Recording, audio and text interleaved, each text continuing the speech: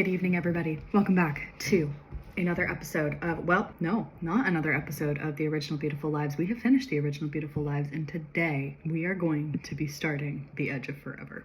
So the whole thing with The Original Beautiful Lives was that it ended at Lexi's funeral. So this most recent new version now ends with the whole 10 years later. So there is a whole explanation of what everybody has been up to since Lexi died. From Jonah's perspective, obviously. Jonah doesn't exist in this first one, as we know. So obviously this next book is not from Jonah's perspective. But the way that this original one ended, there was no future update. It was her funeral, right? This was like a couple weeks after she died, and it was just all of them being not okay and, you know, unsure of really what was going to happen next. But there was no anything on what was going to happen in the future. And actually, people on the website that I posted it on, some people did comment and say, you know, it'd be nice to have like a chapter a few years later to see if everybody's okay. And so obviously that's what I've done with the epilogue in this version. But my response to that, back in the original, is The Edge of Forever. I think I had always intended with The Original Beautiful Lives that there would be a sequel. There were actually supposed to be 3, sort of. So there was Beautiful Lives, obviously. That was the book. The Edge of Forever was the sequel, and it was supposed to be a short story.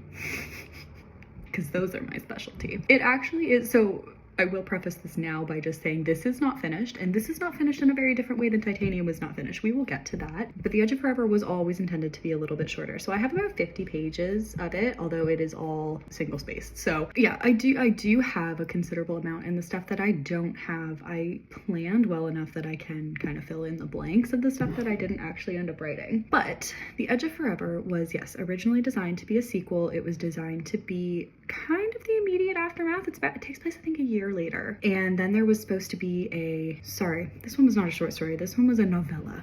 So the original, The Beautiful Lives was the novel, because it was a novel back then. It was just a regular sized novel. The Edge of Forever was the novella. And then there was supposed to be a short story called Home. And that was, I think I might actually have that written somewhere. That was supposed to be the kind of the last one, because The Edge of Forever runs from, it takes place over the course of another year, but it picks up a year after. So basically by the end of it, we're 2 years out from Lexi's death, I believe. And Home was supposed to take place quite a ways in the future. But Home also ended up being sort of transcribed into the epilogue of The Edge of Forever. So the basic premise, before I actually start with this, I reviewed a little bit of it last night, and on the off chance that any of this stuff ever becomes public, I'm gonna go ahead right now and I'm gonna say this does involve some pretty heavy content. There are some pretty significant mental health storylines in it. I was writing this one off and on for years, but the really interesting thing about it is that the story itself, I mean, we'll kind of get into it, but the writing style of this one has started, because I wrote it later on and I wrote it up until much more recently. The writing style is starting to evolve a little bit more into what I actually write like now. So I actually like the writing style more in this one,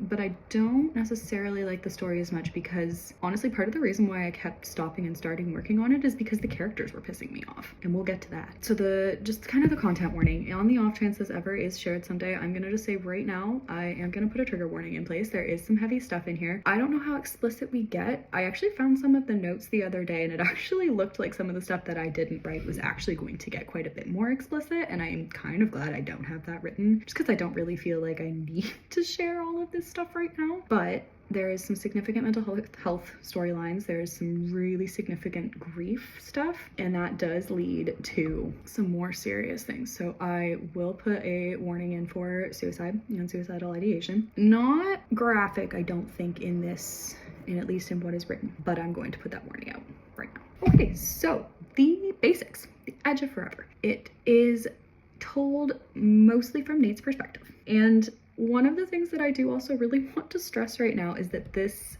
is not told from the perspective of the Nate that we know. This is told from the perspective of the Nate that was around for about 10 minutes in the last version. So one of the things that really doesn't make a lot of sense to me in this story is the way that Nate thinks and talks about Lexi.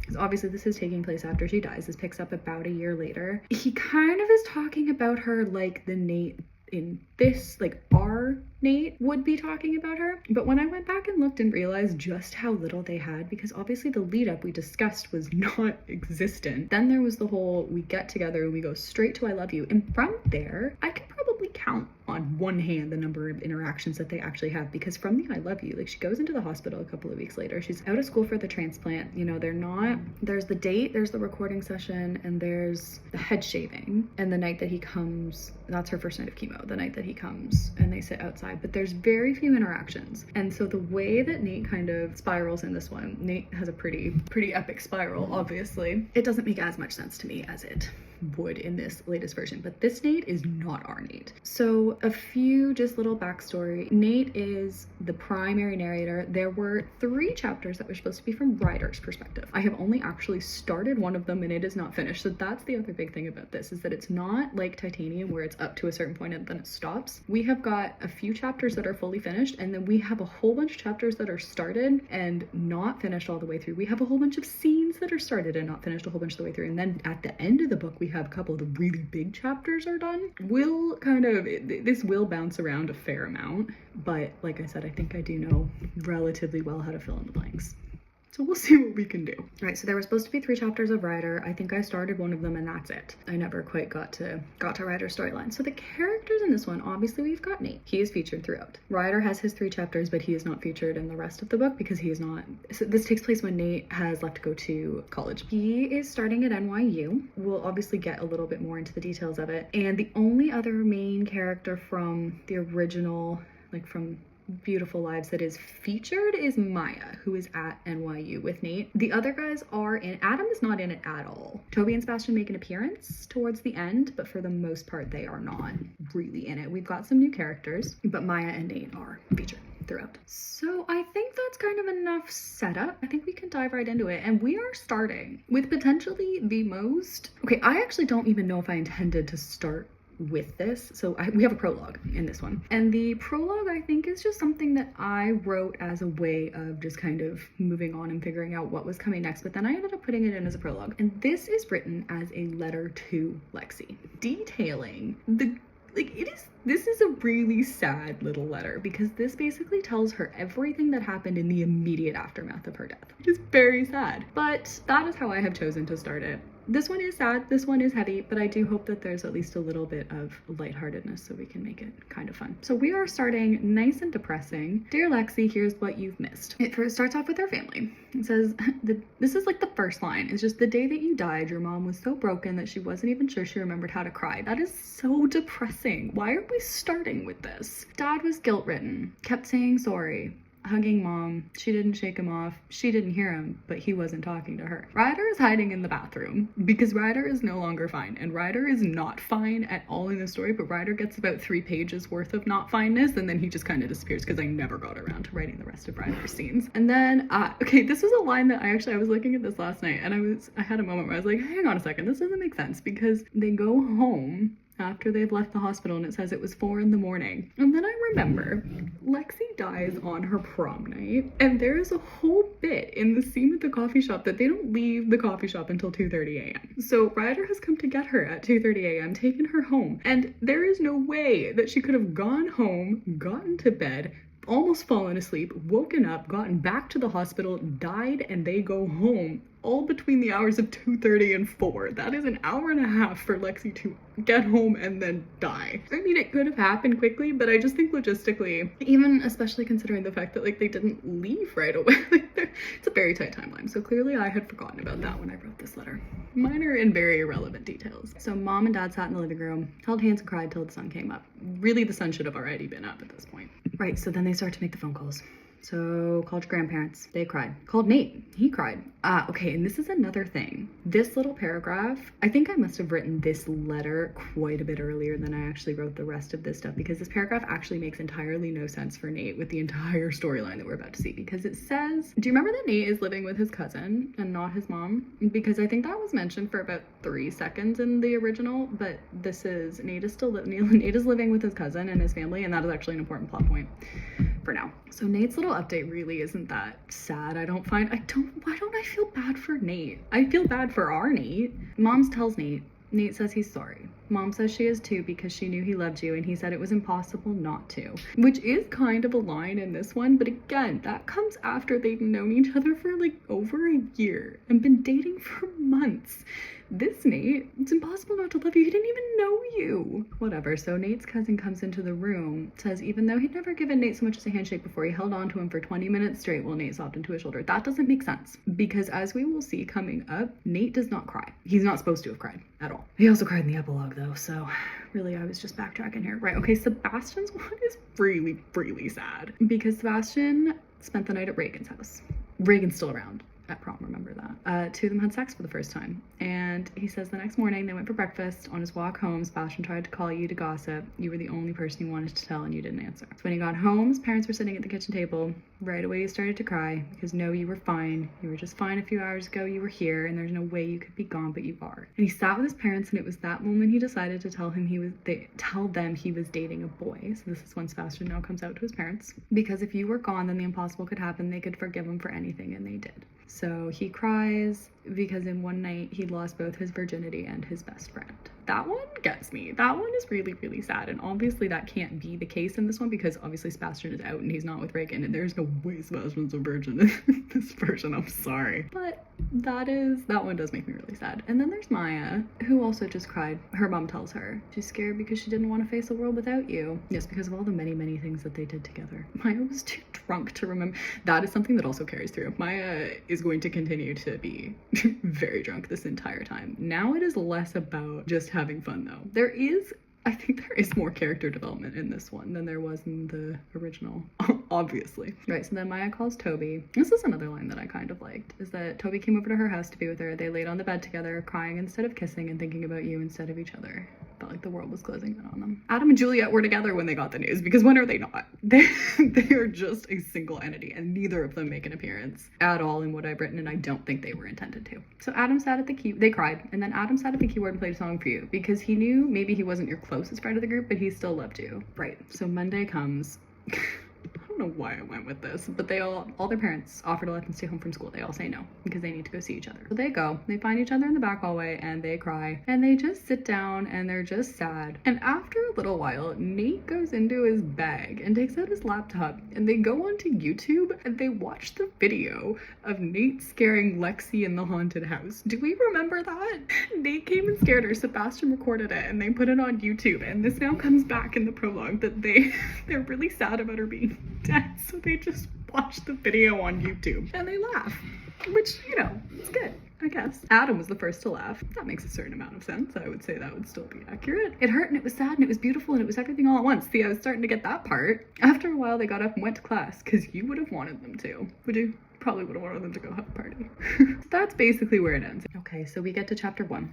This is Nate's perspective, and we open up with Nate is trying to write a speech. So this is the 1-year anniversary of her death, and the group is about to go to the cemetery where she is. So then we meet Tracy, who has 3 lines and disappears for the rest of the story. Oh, 4. Sorry. So Nate has moved back to his mom's place. I don't know if it really explains why he chose to do that, but he has moved back to his mom's place and he has a little sister named Tracy who he basically has not seen since she was a baby because he's been gone. So Tracy comes into his room and says, "Mom's gonna kill you," because he's been back for 3 weeks and he still hasn't unpacked. She shook her head, as usual, acting like she was 10 years older than me, but I've just said that he has not really seen her in years, so I hadn't seen her since she was a baby. So yes, she's acting like she's older than him as usual because this is what she did when she was a baby. He's been back for 3 weeks. So as usual. Well, maybe that's what it's come to be. Tracy says, "It's been 3 weeks, you still haven't unpacked. Mom's going to kill you." Nate responds with, "Thank you, Sherlock. Can you get out? I'm busy." Tracy asks, "You still want to be here, right?" He says, "Of course I do. I just have other things on my mind today." Yes, makes sense. She says, "I know." Mom says you have to leave in 20 minutes. But then Nate gets a text from Sebastian, a bunch of texts from Sebastian, who is panicking about what suit to wear. Because Sebastian's a suit wearing kind of guy. Didn't matter. Visiting Lexi's hard. They don't want to talk about it directly, so they freak out about other things. Okay, so Nate's mother comes in, asks if he's ready to go. He says no.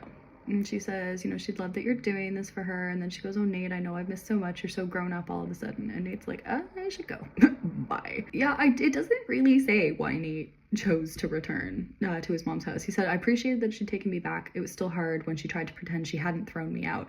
I also don't think she threw him out. I think he chose to leave. Our family had an ugly past. I was happy to be home. There's no forgetting what happened. And to make matters worse, there was only one person who I knew would understand. Really? She's the only person? They never discussed this, ever. They talked once or twice about his dad dying, but they never talked about his dynamic with the rest of his family. But apparently she's the only person that would have understood. And so he goes to the cemetery. Sebastian and Reagan are still together at this point. Maya and Toby are still together. Adam and Juliet weren't there, but they texted to say they were on their way over because, again, one person. Okay, so Sebastian comes over and hugs him. It says he could probably count the number of times that they've hugged since they've been friends on one hand. There's no hesitation. Then Maya comes up and gives him a hug as well. And then Adam and Juliet get there and they all stand there and they stare at her grave. Somebody asks, did anybody write anything? It doesn't say who. Maybe it was Nate, maybe it was not. Sebastian says, I can't really put it into words. Understood what he meant. 7 of us loved Lexi more than we could ever say. Seemed impossible to capture what had been the best year of our lives in words. And Maya says, can't believe it's been a year. Toby holds on to her. Nate's sad because he doesn't have a person. So summer's beginning to dawn, set to graduate in a week. Nate says, as exciting as everything was, the graduation, living with my parents again. Something was wrong, she's missing. Even though we'd all been friends for years before we'd met her, it felt like we didn't fit anymore. Okay, I'm glad I put that in. Not without her. She walked into our lives and changed everything. Now none of us knew how to go back to normal. Couldn't even remember what normal felt like. That, I mean, again, it doesn't make sense based on the way the story read, but that is sort of supposed to be the... Okay, and this is another line that, again, makes absolutely no sense because Adam asks if Nate is okay, and he realizes that he started to cry. Again, Nate is not supposed to be crying. That is a big deal. That is a big thing in this story, is that Nate isn't crying. But he cries here, apparently. So Adam asks if he's okay. Nate says yes, it's getting cold. And Toby asks if he wants to go. Nate says not really, so we didn't. So that is the first chapter. We are now fast forwarding chapter 2 to the end of the summer, the start of the school year. So Nate is moving into his residence at NYU, about to start university. So he gets to Lipton Hall. A chipper young woman gives him a clipboard and smile far too wide for the early hour of the morning. He gets his room number.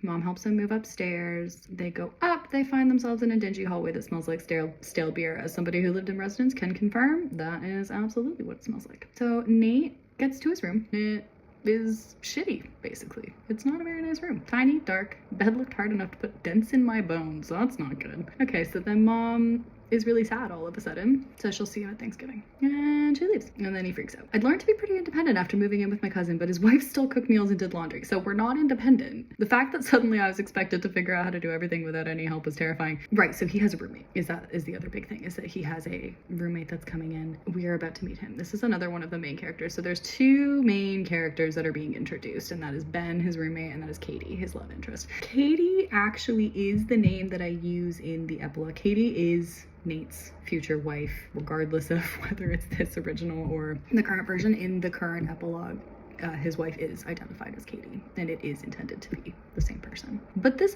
story can't really happen the way that it does, because the way that Nate behaves and the way that everything is, like, Nate doesn't leave to go to school. The band stays together. Like, that's the whole point of the epilogue, is that the band makes it. So Nate doesn't go to NYU, but in this version he does. Nate is basically just sad this whole time. Nate is just kind of miserable the whole time, and he kind of just doesn't want to. No, he kind of can't figure out how to carry on. And I mean, yeah, I get it. Absolutely grief, and I'm sure there is a lot of triggers from losing his dad as well. But like I've said, it just feels a little bit over the top for how limited their relationship actually was. Oh well. So in comes Ben. Ben is... I actually kind of liked the Ben character. Honestly, he didn't get as much development as he was supposed to because I basically did not write this whole middle part, but the ending climax bit is very heavily involving him. He comes in, his dad comes in behind him. Ben is just upbeat and super happy, super, enthusiastic, energetic. Ben's dad, as they've got all of their stuff in him, kind of pulls him aside, and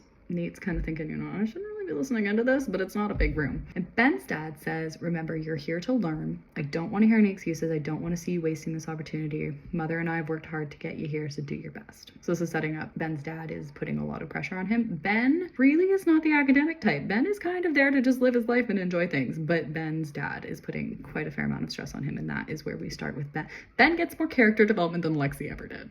I'm just putting that out there now. All right, so Ben's dad piles all the stress on and then leaves. Ben asks if he wants to to go find the cafeteria. So the two of them go to the cafeteria together. Everything looks disgusting. They eventually find pizza that tastes like cardboard, but it's good enough for them. Again, first year residence dining hall food, you're not gonna get much better than that. So they get some food and they are about to go find a place to sit down, and we run into Maya, who has come to the school. Oh, okay, so this is just a bit of an update about what everybody's actually gone on to do. So Maya and Nate are at NYU. Toby has gone to MIT. I don't think we ever discussed anything about Toby's future goals in the actual original one, but you know, MIT. Maya was the only one at NYU. Sebastian is at UPenn because he wants to do psychology, and because, oh, interesting, because Reagan's still finishing up his final year. So in this version, Sebastian's older, Reagan's younger. Adam is in Tennessee, working towards law school? Are you joking?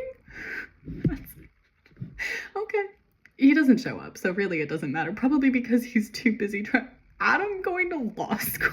Could you imagine that? That is actually hilarious. That is the first funny thing that I have found in this book. Well, I did like the "thank you Sherlock" line. Juliet's in New Jersey, close to where mom and brother lived while she'd been with her dad in high school. See, now I'm trying to develop these characters. I don't think I ever actually say what Maya's studying though. I think in my mind it was education, but it does not actually say. Nate is just in general arts. Nate has no direction, Nate has no path at this point, and that is another big plot line. I really do think the story is better written. And I think, again, like I said, that's because I was working on it much more recently. Okay, so now we kind of talk about how the gang is not really okay. So they have kind of just fallen apart, and I think a big part of that is not that they've fallen apart, but that Nate's kind of fallen away from them. And that obviously does have a lot to do with the fact that he just has not figured out how to process his grief, and that is basically what his entire storyline is here, is that he doesn't know how to process any of it, and he is just spiraling, essentially. He basically is saying he feels like they don't understand. None of them understand. And he says it's unfair, but they still have their significant others. I'm alone. I get that. I absolutely get that. And by the end of senior year, they've pretty much gone their separate ways.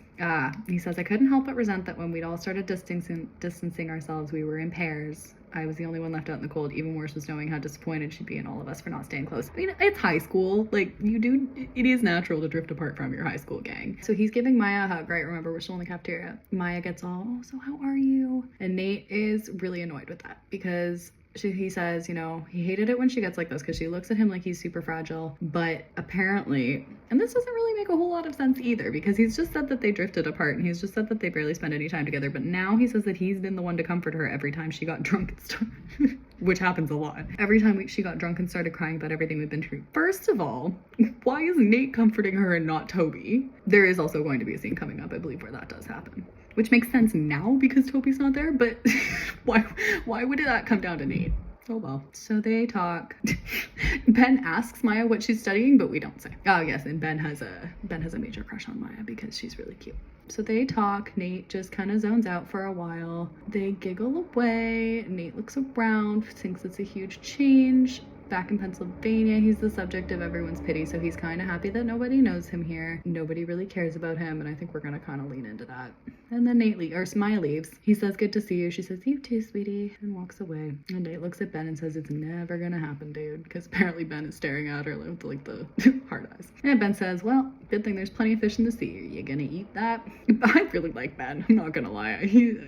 He cracks me up. Okay, so they go back to their room, they unpack. Ben kept the door open and called everybody inside anytime somebody passed by, he called them inside. So they had a steady stream of company for almost 8 consecutive hours. That is a long afternoon. Wow. Then Ben says that they're having a welcome dance at one of the clubs. Because again, in first year, they are definitely old enough to go clubbing. So Ben has a mini fridge that is filled with beer. How did he move that in? Because it doesn't say at any point. He didn't go out to buy beer, but I guess he brought it with him and his dad just didn't notice maybe. So Ben has a mini fridge, gets out a beer. Oh, okay, at least it says they probably won't be serving alcohol at the event. I guess maybe it is a welcome, but it's at a club, but they're not drinking apparently. Nate basically says they won't be serving alcohol and he was gonna need to be drunk if he wants to get through this. I don't really think that carries through that much in this version. It's not really an alcohol thing for him. Took a sip. It was lighter than I would have preferred, but it didn't matter. Oh, and then Ben gets out some vodka as well. Wow, Ben goes really hard. That is a big thing. And that also is not actually just a throwaway thing. That actually does